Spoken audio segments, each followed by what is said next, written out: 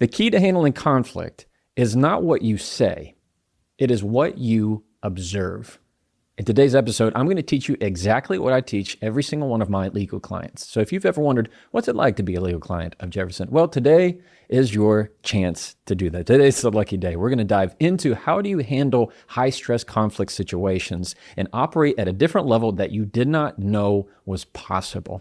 This is the Jefferson Fisher podcast, where we talk about communication, and I make a promise to you that if you subscribe to this podcast, if you listen to these episodes, I'm going to make you a better communicator. I'm going to ask wherever you are listening that you find the button that says subscribe and click it. It is going to take zero time, but it means a great deal to me and my family, and it tells the platforms that what you're listening to is good quality content, and that is my promise to always deliver that. Thank you very much. Today's episode is sponsored by Cozy Earth. Cozy Earth is a product that I love and have come to love for a very long time because they are, in my world, in my view, the leading brand when it comes to any bamboo products, from bath sheets to towels to bedding to clothes. It is cool, it is light, it is comfortable. They're called Cozy Earth for a reason. My family and I, big, major Cozy Earth fans. So if you're like me and like wearing sweatpants and hoodies and big, nice towels after you get out of the shower or bathtub. I haven't taken a bath in a very long time, but maybe you're somebody who listens and you go, you know what, I'm a bath person or a shower person, whichever one it is. Cozy Earth is what's up, I promise you. Go to cozyearth.com/Jefferson. Use the code Jefferson for 40% off. That's cozyearth.com/Jefferson. Get the code Jefferson for 40% off. All right, now let's keep going. When we talk about difficult, high stress conflict, I'm talking about not just a little bitty everyday arguments. I'm talking about something that's on your plate that's coming up right now, and you go, Jefferson, I don't know how to handle this. I don't know what to do. I'm afraid I'm going to shut down. I'm afraid I'm going to get nervous. I'm going to tell you exactly what I tell every single one of my clients. You ready? Number one, it is not what you say. It is not anything to do with your mouth. It has everything to do with your nervous system. And the key here is, instead of absorbing, you're observing. I'm going to say it again. Instead of absorbing, you're observing. If you want to handle conflict at a different level of consciousness that you did not know you could handle it, it is going to be the key of not absorbing what they say, but observing what they say. All right, say it with me. Say it with me wherever you are. It's not absorbing, it's observing. All right? What does that mean? I want you to think, this is just coming to me right now. I want you to think you're in the grocery store and you have your cart with you and you're going through, and you, or maybe you're somebody who likes a bag, you know, you have I'm all for environmentally friendly stuff too, though it's hard here in Texas. And you have your cart and you just start putting things on the shelf, or grabbing things off the shelf and putting it in your basket that you don't even want. Right? You don't even want. Things just start to come in. You're like, yeah, you know what? I'm going to take their belittling opinion of me. I'm going to put it in my cart. You know what? I'm going to take their side eye, put it in my cart. I'm going to take that disrespectful tone and put that in my cart. And you just keep going all the way through, aisle by aisle. And then you go to checkout, which is actually a very good word for this. Yeah, you mentally check out. And you know what checks in? Your nervous system, your emotions. And they just flood you in that moment. And in that point in time, you have absorbed, you have taken on so many things that there's nothing left for you. You're not observing, you're not seeing what's happening, you're just in it. You're just in it, and you are helpless to it. It is no longer you who controls the emotions. The emotions are now controlling you, and there's no telling what you're going to say. Nobody can guess what's going to come out of your mouth or what's going to happen because you're not there. You are checked out. So when I tell my clients, hey, when you're in the chair and the other attorney is asking you questions, there's going to be a time where all of a sudden you're tempted to go in it, to go down the spiral and look inside and look at yourself and feel emotions and get heated because you're going to start taking things personally. You're going to start absorbing what they're saying. No. If you want to handle this the right way, the proper way in conflict, you have to start observing. What does that mean? That means you're going to approach the conversation at a different level of consciousness that you have before.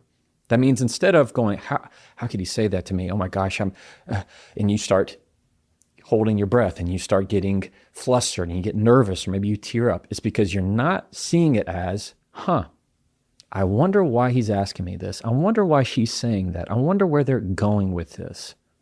Look for the intent behind the words. The intent behind the words.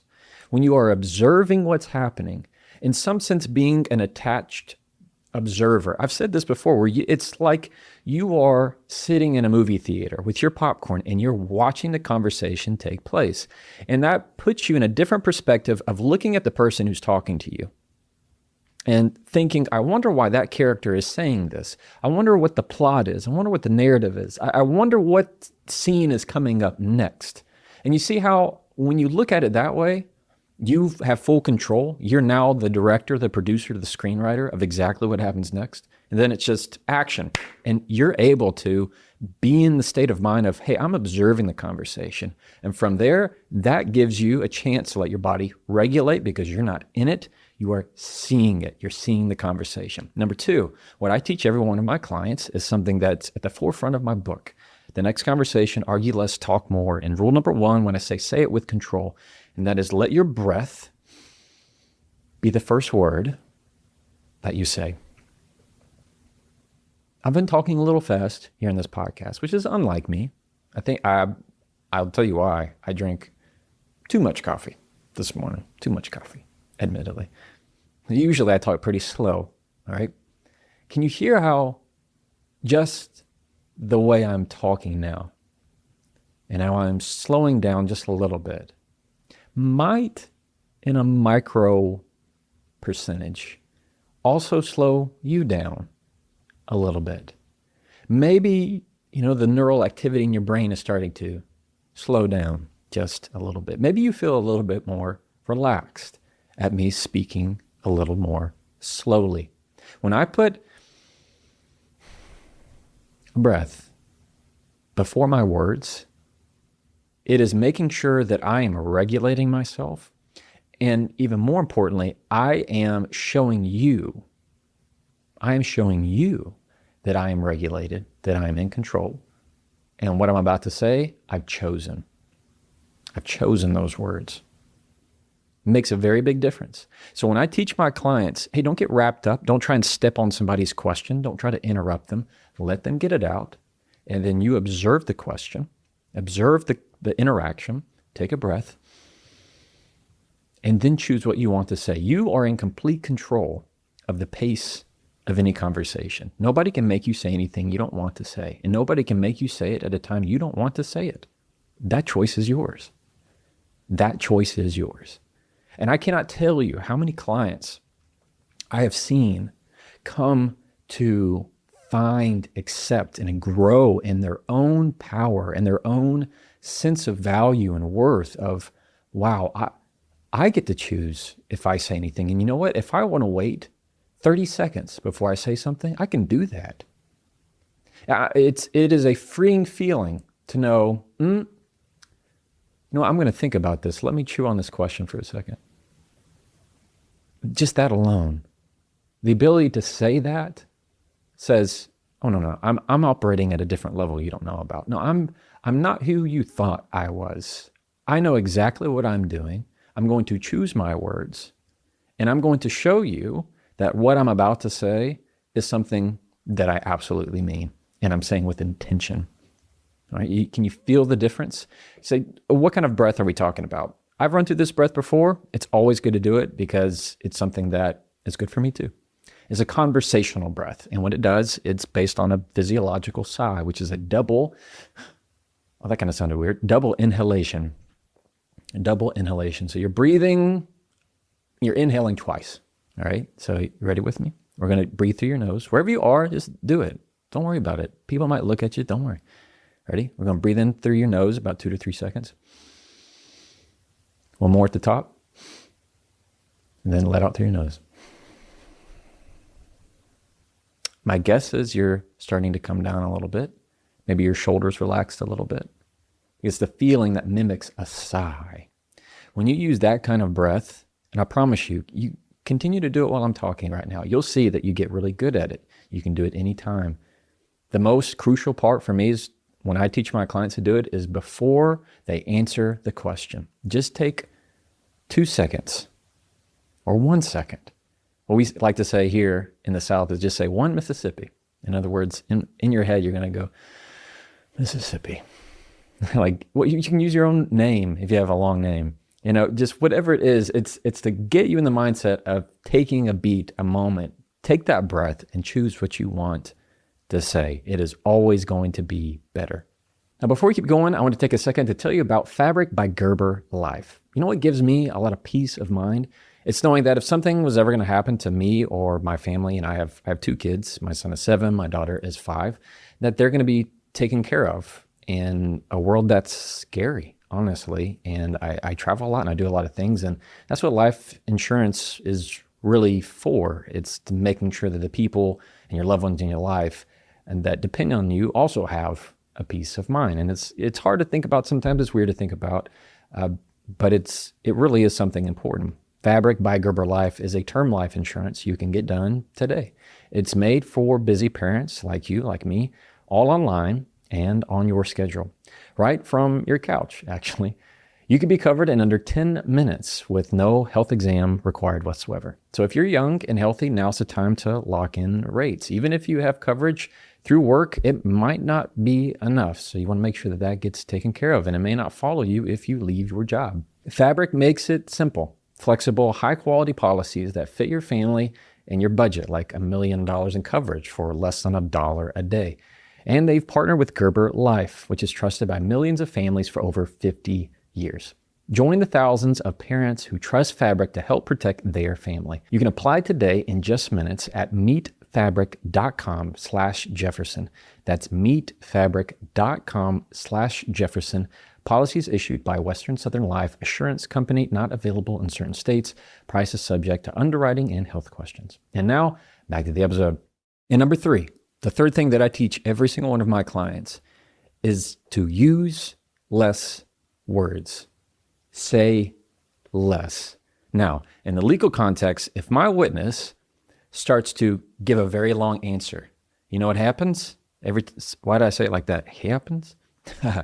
What happens is I guarantee them that the opposing attorney is now going to slice up that long answer they just gave and turn that into 5 more questions, 10 more questions.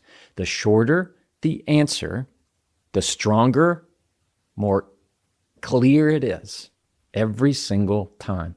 If I give you an answer that is short and concise, you can do nothing with it. You can do nothing with it.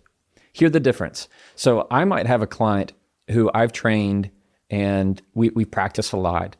And when she might take a breath and answer a question and go, no. And that's it. That's the only answer. What can the other attorney do? Nothing. They can't do anything with it. They can only go to their next question. But I've also had it, despite my training and teaching, where somebody goes, I'm not sure, that it was just such a hectic day. And, I forgot to go pick up the eggs and my dog was sick and, he just, peanut butter messes up his system. And I just find that, and I'm going, oh my gosh, what is happening? So that happens because people are human, right? So we have to take a break and I go, what are we doing? Come on, get back in it with me. So you see the difference. And if somebody's giving a very long answer, some practical things happen. One is the witness is giving more information than is needed, right? Unnecessary information, which means the other person, and let's put this in everyday application. Everyday people are going to get confused as to what the answer is. They're going to fill in their own assumptions of why you're not answering it directly. They're going to hear that there's just more words, which just automatically leads to the possibility of more confusion and more miscommunication. We don't want that. We want short, concise. So I like to say it when I teach, is that if I ask you, do you have the time? Do you know what time it is? That means I'm going to ask you to stop and ask that question in your mind. Do I know what time it is? What am I asking? Do you know what time it is? And if you give me the time, it's 8:03. That's the wrong answer. That's the wrong answer. If I say, do you know the time? The answer is yes, I do. It's that detailed. It is that detailed because in my world, it has to be that detailed. You have to be. In an everyday conversation, those high stake, high emotions, just when everything is on the table, everything's on the line, every little word of clarity matters a great deal. And I have to make sure that you're prepared. So when you condense your words into something that is very short, very concise, the longer of an answer you give, the more opportunity there is for miscommunication, more opportunity there is for somebody to take your answer and twist it. Here's an example. Have you ever been in a text argument with somebody? I have. I know you have. And they just sent you something and you're like, oh, really? And you just start texting on your phone, just going after it. And you write a paragraph. I'm talking, you hit them so good and it's perfect. And this is exactly how I feel. And you send it and they send a text that doesn't even address anything that you said at all. Or maybe they addressed one part that they could defend and like, but they ignored all the rest. Is that same principle? You're giving someone way too much to take and to twist. So if you want to handle high conflict, like I teach every one of my clients, you have to keep your answers as short as possible. Answer their question and only their question. All right? Okay. Hey, look, you're ready. You're ready. I know we maybe we're going to need to talk about this. Let's go grab some coffee. Make sure you get some snacks. Feel good. We're about to go into this deposition room together and you're going to do awesome. I promise. What did we talk about today? When it comes to high stakes conversation, number one, observe, don't absorb. Observe, don't absorb. Number two, use your breath as the first word that you say. Slow it down and choose your words. Be intentional with them. Make sure that you are operating on your time frame, not somebody else's. And number three, say less. Shorten your answers. When you give way too much, you allow the opportunity for somebody to grab onto it, pieces, and say things you didn't mean. You're giving them more to twist. You're giving them more to twist. It's like giving somebody a long piece of rope. They're able to put a bunch of knots in it. But if you just give them a little bit of rope, maybe it's not even enough to do to tie their shoe with, right? It's a big difference. You want to make sure that you're very short and concise. Man, my examples today are all over the place. We talked about the grocery store. We talked about shoelaces. Man, what a day. What an episode. I am always proud of you, and I hope you use your words for good and for light wherever you are. As always, you can try that and follow me.